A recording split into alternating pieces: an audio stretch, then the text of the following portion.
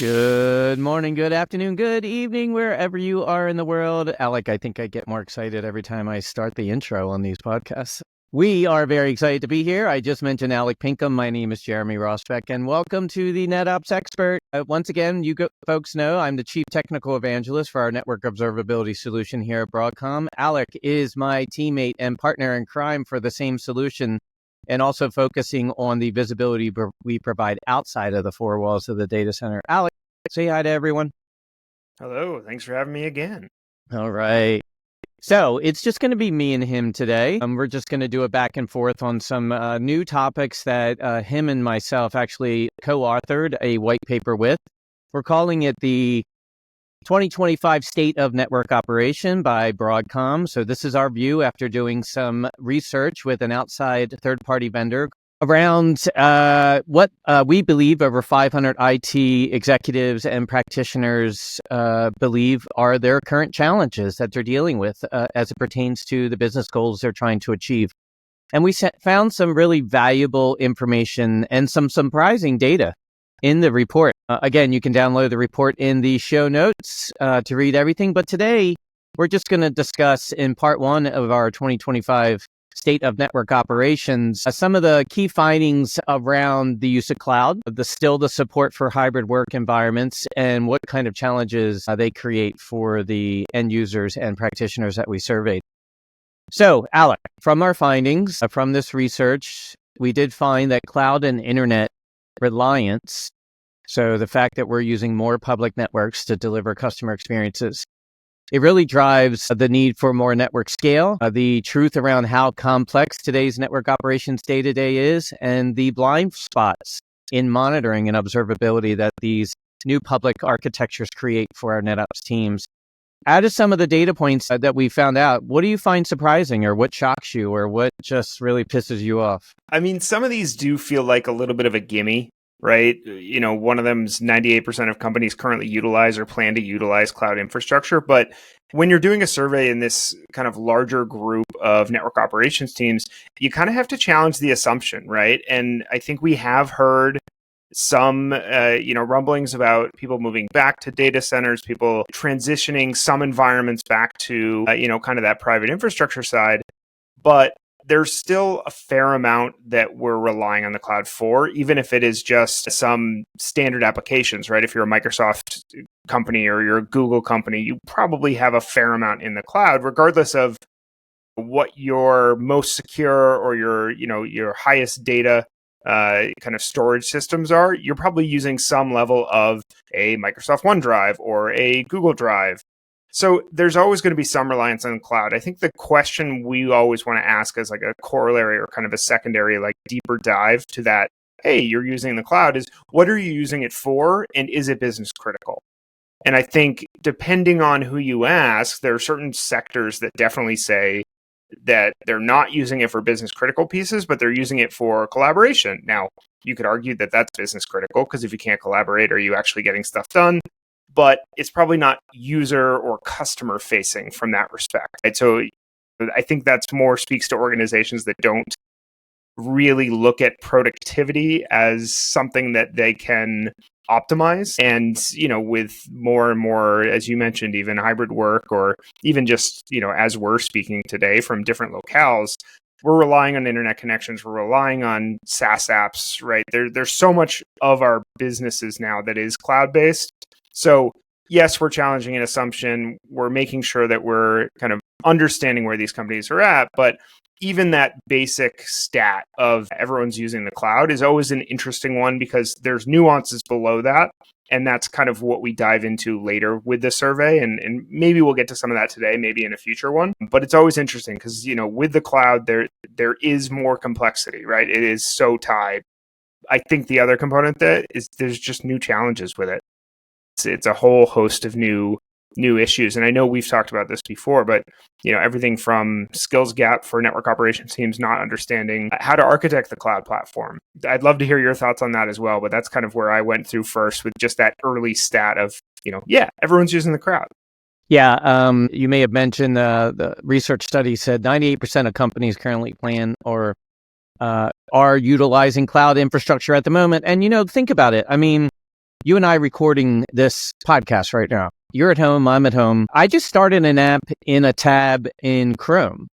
But like you said, are you using the cloud? What are you using it for? And I would follow that up with, and what do you do, even if it's not business critical, what do you do when it goes down? What can you do when it goes down? You know, maybe a lot of folks even aren't even aware that they're using cloud when they're getting their day-to-day. I mean, again, you and I just opened this tab in Google Chrome, but it's a cloud-based recording piece of software.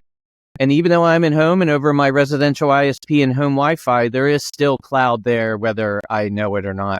We talk about a lot that it's not always the app that goes down, right? It could be your internet connection, but you know, the opposite is quite true, right? If my internet goes down at home, I could tether to my phone and be back online for some of the stuff that I need to do today. Would I be able to record the podcast? No, right? Would I be able to check my email and maybe get some other organizational tasks done? Absolutely. So as long as that internet connection isn't an actual cable cut or something that happened in like the wider municipal area, I'm fine. The issue is when the apps go down or the apps get slow because of unknown reasons, and all of a sudden we have to, you know, shift our entire day around, and then I maybe get frustrated enough to tell IT, or I don't, and, you know, I suffer through it, which is probably more common. Exactly. Regarding the question that you brought up around skills gaps, so I'm sure we'll have a further podcast on just this stat, but 2/3 or two of the top 4 reasons network teams are unable to grow are a lack of available and skilled candidates. Yeah. You know, listen, I'm old, 53, and when I was running data centers, you know, it was the place to be. Tech was the place to be. Yeah, I mean, there probably were more candidates than there were jobs. Everything was tech. And in the 90s and 2000s, and it just blows my mind that that has changed. Now, how has it changed? Well, I think, and I would love to hear what your opinion is the network is always there, but it's never seen. But everyone talks cloud architects and AI architects and SD-WAN, you know, these are the sexy things that people are talking about that they get the concept of.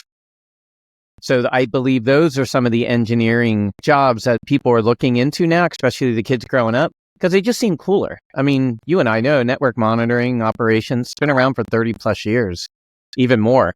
Well, it's the classic iceberg problem, right? There's so much in networking that's under the waterline. That is that old school networking where, you know, you do need to know, you know, how the protocol works, how it delivers traffic, because when something goes wrong, understanding how the protocol works tells you something about maybe where it went wrong. And I think the issue is that a lot of that is taken for granted today. And, you know, you have a lot of people coming in that are looking at the cloud, looking at app development and kind of backing their way into either SRE or operations. Right. And understanding a fair amount of like how the application side works, but maybe not as much about how the network side works.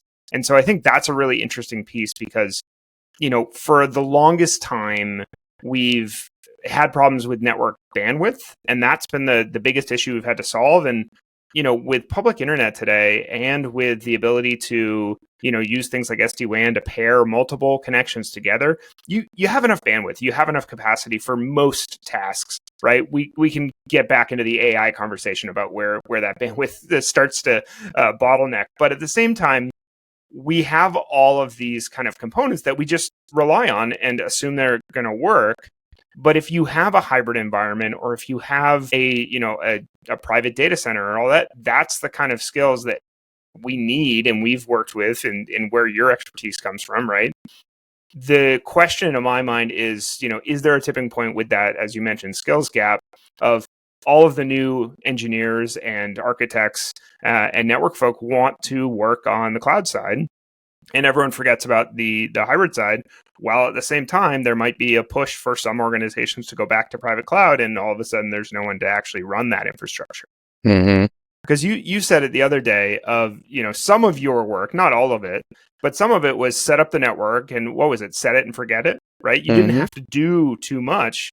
I mean, you had to do a lot. I don't want to belittle what you had to do. I just think that with the cloud and with what we have to deal with today, there's an additional layer of complexity. And if you only have skills on one side of the fence, that's going to be a really interesting thing to see as the industry moves forward. It's funny because the bottom line is around a lot of the conversations you and I have is that the network just isn't really known or respected for what it's doing. And as you were talking, I was thinking of scenarios in my head. Shouldn't be multitasking, but I was. And like when you and I, if you plan a road trip, you're going to pull up your GPS and try to find the best route, or what does the current route look like? Is there congestion in traffic? Is there construction going on and there's bottlenecks? But the same should be said for any new transformation initiative and deployment, right? I mean, I was speaking to a CEO of a AI company yesterday on the show, and she mentioned her specific use case the company does around AI for better communication.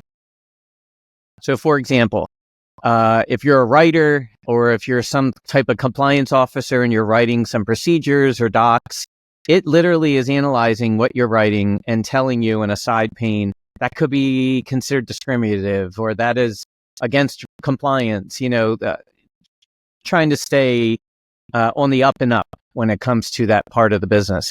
And it was great. It was awesome. But the thing is that she was demonstrating this like most would and use it at home. And she, as in real time, across whatever that her network path looks like, right?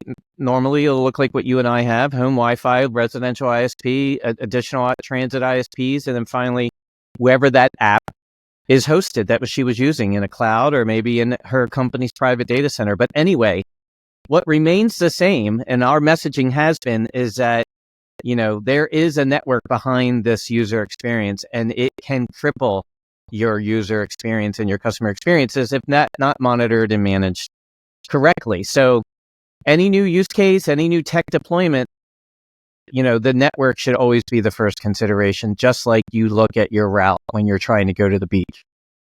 Well, and I think that's a really interesting, I've got like a couple thoughts on that. I think one of the components of that obviously is the AI story, and that's a component that we got to think about. There are very few organizations in the world that are going to be able to run that as a private enterprise, right? As the hyperscalers have shown, you're going to probably have some cloud reliance when it comes to AI, even if it's your own private data center that is doing a fair amount of the legwork. There's still going to be some component there. And at that point, you're probably just sending some, metadata and some text back and forth. So it's not going to be the biggest haul on the network. But if you've got a number of people using that same AI workload or triggering some AI workloads at the same time, then you might have some bottlenecks from an office environment, or you might have some issues there. But I think that's a really interesting piece, because as we get more of this kind of AI component, and I don't want to take it totally in that direction for this entire chat, but there isn't right now, outside of maybe like natural language processing models that are being brought in, there isn't that kind of assistant to the network operations teams. There isn't that kind of assistant from the AI side for many organizations or for many walks of life right now, but especially for network operations, I think that's one of the things we've been working on, or we've been trying to figure out, just like everyone in the network observability space, is to understand how we can actually put some guidelines or put some, I guess, intelligence around, hey, you're doing this task, you're doing this from the operations perspective in the NOC or at home. Let's give you some idea of, best practice, or let's give you an idea of, you're setting an alert threshold, or just, changing some alarms. Let's give you some intelligence around that. Right. And I think that's a really interesting point, but kind of a long way away from the cloud topics.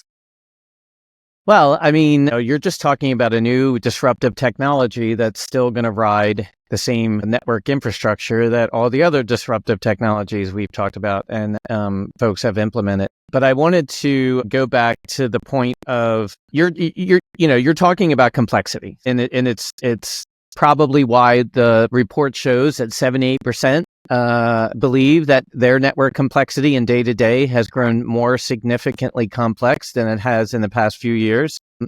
I don't see how that stat would ever change as we continue to innovate and push the boundaries of what tech is doing today, as it needs and rides the networks to do what it says it's going to do. And as vendors, I believe, Alec, and I know you would agree too, that not only should we be putting up hard guardrails or best practices, but I believe if we know it's going to get more complex as the years go on, as vendors, we should try to simplify the day-to-day operations of the NOC as much as we can in the solution, right? So like you say, whatever tech you're deploying, if it has a possibility to blow up your alarm console with thousands of events and alerts, that should be something that is already embedded in the solution and out of the box so the customer doesn't have to deal with that or even configure it. We have to, as vendors, have to simplify what is a very complex day-to-day. We don't want to add to the complexity.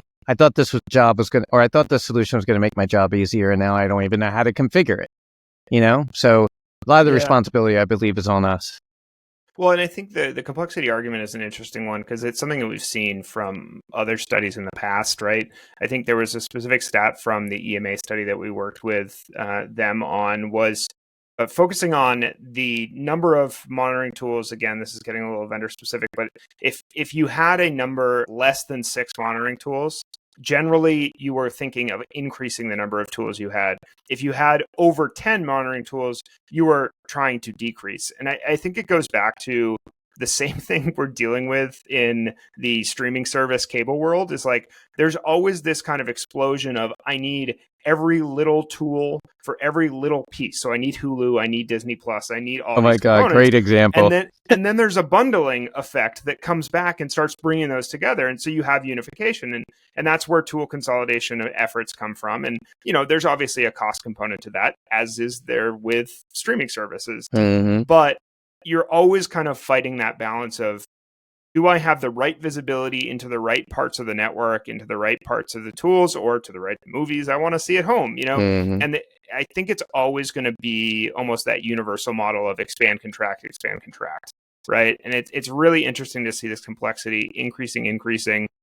I do think that there's a way for that to decrease, right, when you're in the consolidation phase, because even if the complexity of the actual network isn't decreasing, if your visibility of it is better, if your understanding of it is better, and your ability to see the changes and the dynamic nature of it is better, then you may actually get the effect that complexity is falling, right? It might not be as complex, but I think there's also an inherent kind of nod to the fact that no one thinks their job's getting easier, right? And so complexity is a little bit of a corollary to ease of use here. And I think it's always going to get harder because there's always new technologies to learn. We're talking about cloud today.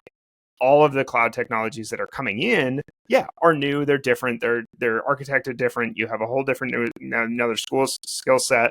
I think the interesting thing is this is exactly how CCIE and all these kind of certifications have always worked. Is there's always new stuff, right? There's always something else to get certified on, or there's it's always going to get harder.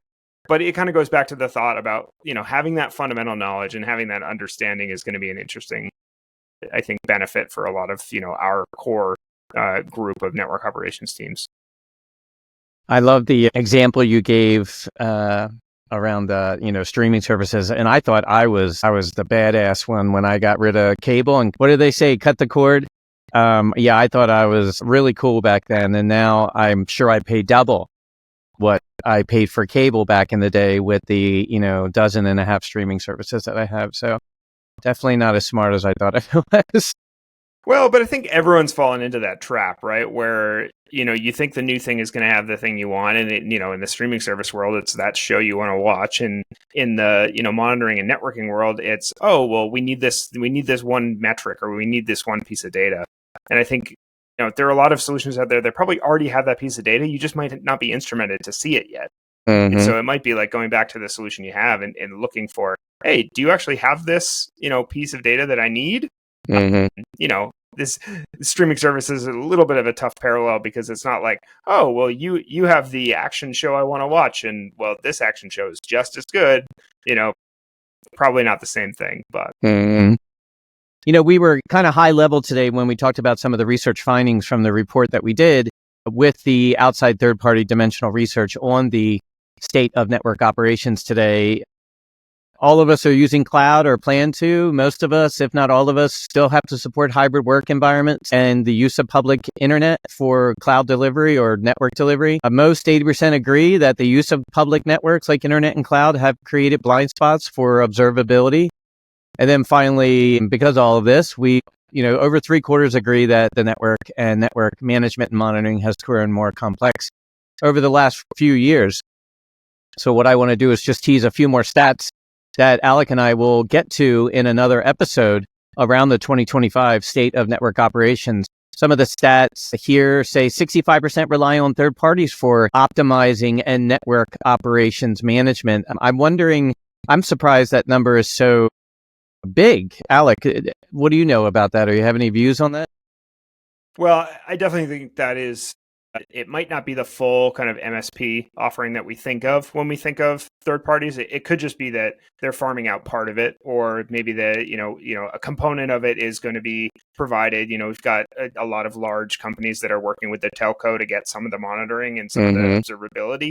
So I think part of it's going to be understanding where that third party is kind of getting farmed out for. But yeah, in general, it is a surprising stat. I think what's funny is today we start with the high 90s and high 80s, and I think we're going to get smaller percentages as we go farther, as there's more to talk about.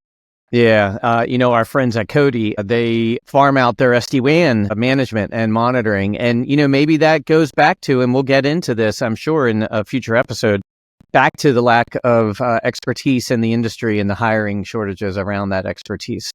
Yeah. Some other stats, 84% regularly learn about network issues from the users, not from their monitoring and observability software. That's always embarrassing, and I lived it for a while. There's some interesting pieces to dive into that, as well as in the metrics, and as well as the kind of the answers to that question. So it'll be fun to talk about next time. Yeah, and I can't wait to get into some of these other ones. 95% don't get all the ISP information they want. What we're really saying is that if you don't have all the data you need to make intelligent choices around rapid and accurate remediation and recommendations for triage, you're always going to be looking for that one network needle in a haystack. And, we'll get into what that means around what kind of data to collect, how to correlate it, how to normalize it, and then not only use that data to fix your own issues, but use that data to find your own innocence. And I know Alec likes to talk about that too.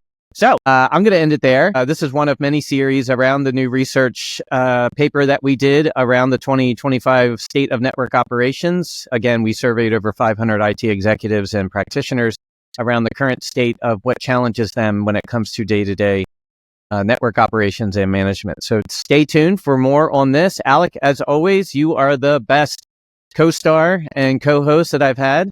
The only, but still the best. And stay tuned for more information, or stay tuned for more parts of this series around this research paper. And as always, have a wonderful week and stay tuned for another episode of The NetOps Expert. Just a note, I think you called it the 2025 state of network. Yeah, I was thinking, well, the first time you said 2024. Yeah, I may just take out the date period, but we're releasing this. We collected the data in 2024, which we believe is the future indication of 2025 state of network operations. I may just take the date out, or I may change it to 2025. I'm good.